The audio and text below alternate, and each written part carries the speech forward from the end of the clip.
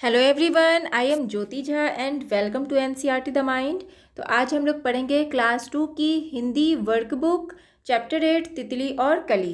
तो इसे पढ़ने से पहले अगर आपने अभी तक मेरा चैनल सब्सक्राइब नहीं किया है तो आप सबसे पहले मेरे चैनल एनसीईआरटी द माइंड को सब्सक्राइब कीजिए, लाइक कीजिए और बेल आइकन ज़रूर प्रेस कर दीजिए ताकि एनसीईआरटी से रिलेटेड सारे वीडियोज़ आपके पास समय से पहुंचती रहे।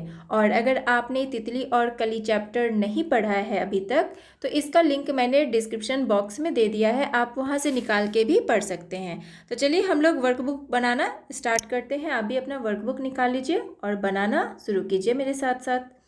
तो देखिए क्या कहा जा रहा है कि कविता के आधार पर दिए गए शब्दों की सहायता से वाक्य पूरे करो। तो देखिए बच्चों, इसमें जो है ना, ये सब जो लाइन लिया गया है ये कविता से लिया गया है और इसमें आपको सही शब्द लगा के इस वाक्य को पूरा करना है। तो ऊपर यहाँ पे जो बॉक्स है इसमें ये सब शब्द दिए गए हैं, यही शब्द आपको इसमें भरना है। तो देखिए क्या है कि पौधे की डाल पर एक सुंदर कली खिली हुई थी। एक तितली उससे आकर बोली, तुम मुझे बहुत भली लगती हो। अब तुम अपनी आंखें खोलो और हमारे साथ खेलो। तुम्हारी खुशबू से सारी गली महकने लगेगी। तितली की बात सुनकर कली ने अपनी आंखें खोली और रंग बिरंगा फूल बन गई। कली के साथ मिलकर तितली उसके साथ खेलने लगी। तो ये था आपका जो है पूरा ये हो चुका है। अब देखिए आगे क्या है कि सही कथन पर सही और गलत कथन पर गलत का चिन्ह लगाओ।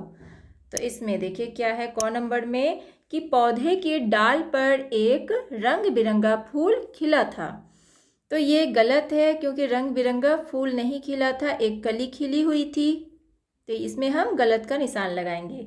सेकंड में देखिए तितली फूल के साथ खेलना चाहती थी, तो गलत क्योंकि वो कली के साथ खेलना चाहती थी। और ग नंबर में है कि तितली कली के साथ खेलना चाहती थी, तो ये सही है, इसमें सही का टिक लगाएंगे। खेलने की बात सुनकर कली ने अपनी आंखें खोल दी, तो इसमें भी सही का निशान लगाएंगे। कली खिलकर रंग बिरंगा फूल बन गई, ये भी सही है, तो इसमें जो है सही का निशान लगाएंगे।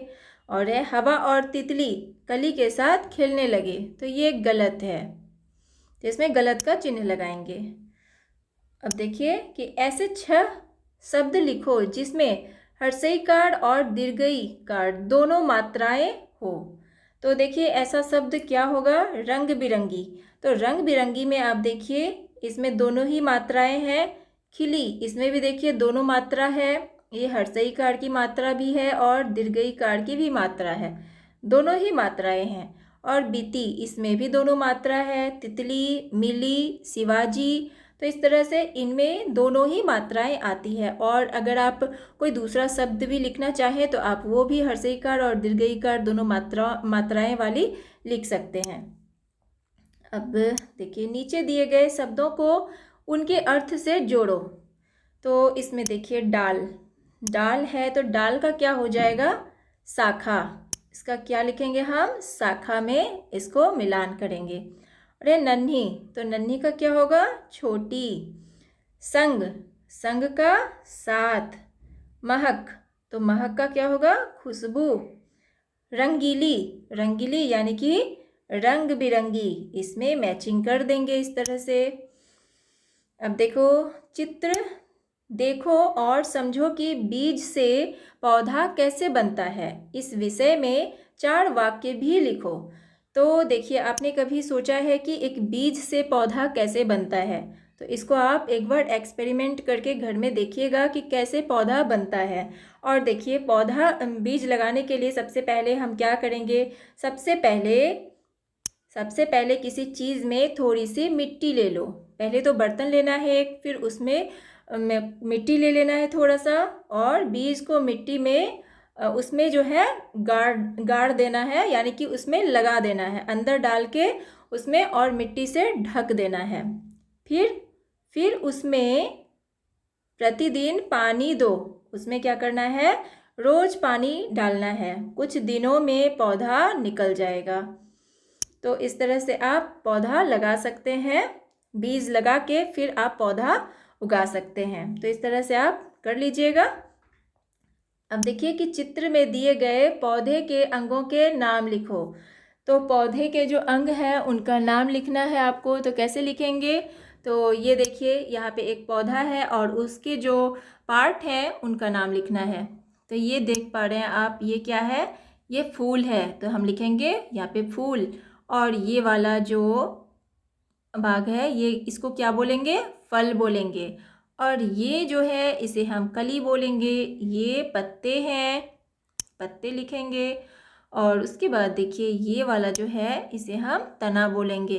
ये भाग जो है इसे तना बोलेंगे। और ये वाला भाग जो है हिस्सा, इसे हम जड़ बोलेंगे। तो इस तरह से इस पौधे का आप अंग के बारे में जाने।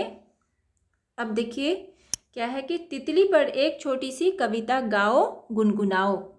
तो इसमें देखिए क्या है कि तितली रानी फूल फूल पर जाती हो, मीठा मीठा रस पी पी कर गुनगुन गुनगुन गाती हो।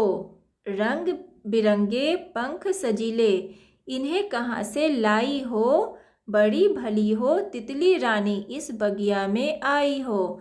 तो इसमें क्या कहा जा रहा है इस कविता में कि तितली रानी फूल फूल पर जाती हो, यानी कि तितली को बोला जा रहा है कि तुम फूल फूल पर जाती हो, इधर उधर मंडराती रहती हो और मीठा मीठा रस पीकर, जो फूलों का रस पीकर और गुनगुनाती रहती हो, गाती रहती हो। और रंग बिरंगे पंख, तुम्हारे जो है इतने सजे हुए रंग बिरंगे पंख हैं, उन्हें तुम कहाँ से लाई हो।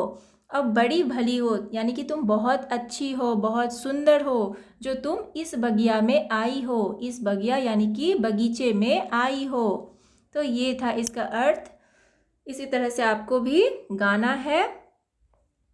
अब देखिए आगे में ये क्या है कि तितली के चित्र में सुंदर रंग भरो। तो यहाँ पे देखिए बच्चों, ये वाला जो है चित्र आपके भी बुक में होगा। तो इस तरह से आप इसमें रंग भरिएगा, बहुत सुंदर सा इसे कलरफुल बनाना है। तो आप इसे कर लीजिएगा अच्छे से। अपना जो फेवरेट कलर है, आपका फेवरेट कलर से इसे बढ़िया से भरिए। तो ये आपका चैप्टर कंप्लीट हो चुका है। आपको कैसा लगा पढ़ के मुझे ज़रूर बताइएगा। और अगर अच्छा लगा तो मेरे चैनल को लाइक सब्सक्राइब ज़रूर कीजिए और पास में दिए गए बेल आइकन को भी प्रेस कर दीजिए ताकि मेरे सारे वीडियोज़ आपके पास पहुंचते रहे। और अगर आपको कुछ समझ में नहीं आ पा रहा है तो आप मुझसे कमेंट के द्वारा भी पूछ सकते हैं। और एक बार मैं आपको फिर से रिपीट कर देती हूँ कि अगर आपने तितली और कली चैप्टर अभी तक नहीं पढ़ा है तो इसका लिंक मैंने डिस्क्रिप्शन बॉक्स में दे दिया है, आप वहाँ से निकाल के भी इसे पढ़ सकते हैं।